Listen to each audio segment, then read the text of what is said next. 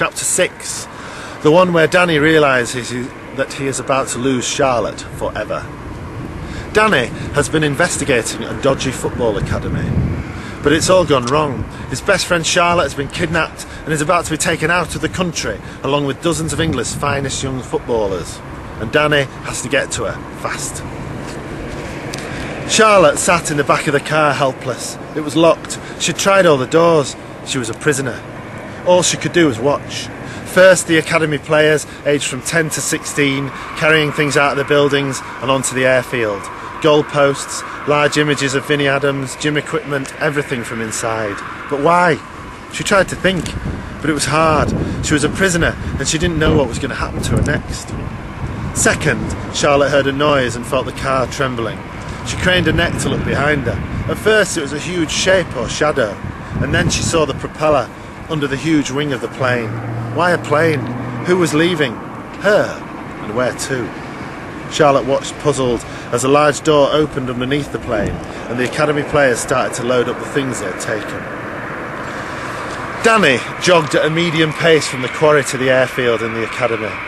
He knew if he ran too fast he would run out of energy, but too slow and he'd get there late, so he ran as fast as he could. All he could think about was Charlotte. All he could feel was how he thought she would be feeling, and the terrible fear that he would never see her again.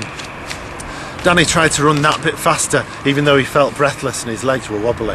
He had no choice. Once she had watched everything being loaded onto the plane, Charlotte knew something was about to happen, and she was right. A group of people emerged from the academy, all in long black coats. Charlotte squinted to see if she could identify anyone. Yes, he was there, Ian Mills. He was small compared to some of the others, but who were they? They came closer and closer, and as they did, she scanned around the perimeter fence. She was looking for Danny. Where was he? And if he was going to come out of the darkness and save her, he would have to do it quite soon. And then, looking at the group of men again, something triggered in her mind. One of them looked familiar. Short, but well-built, dark hair. The man. The man Danny had pointed out to her at the City Academy ground 2 days ago. It was him, the ex-player, Vinnie Adams. But she had no more time. Ian Mills was at the car door now. He clicked a button and the locks were released. Mills opened the back of the car. "Come on, Charlotte," he said. "You've a plane to catch."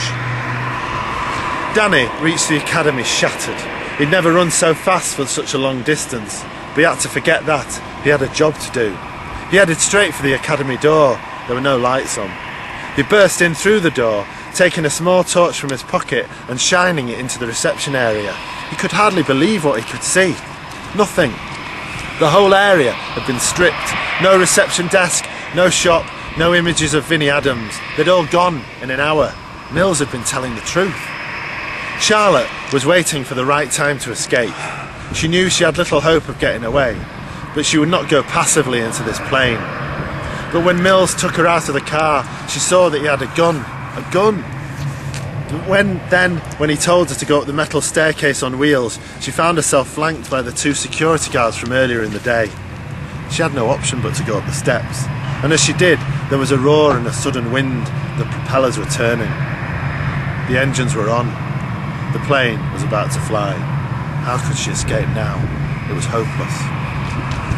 Danny was trying to work out what was going on.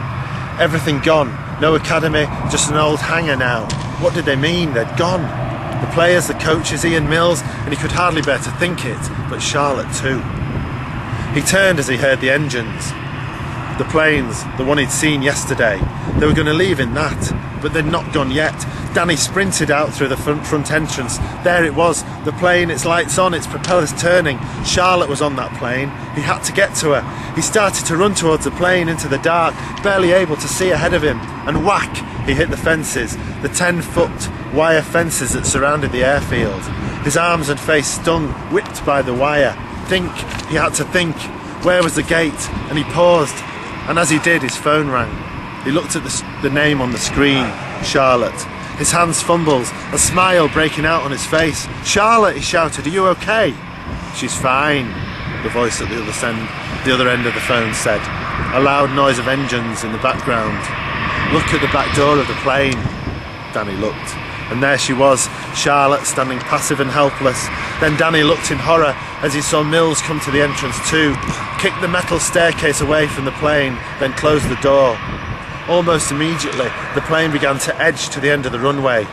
It was over.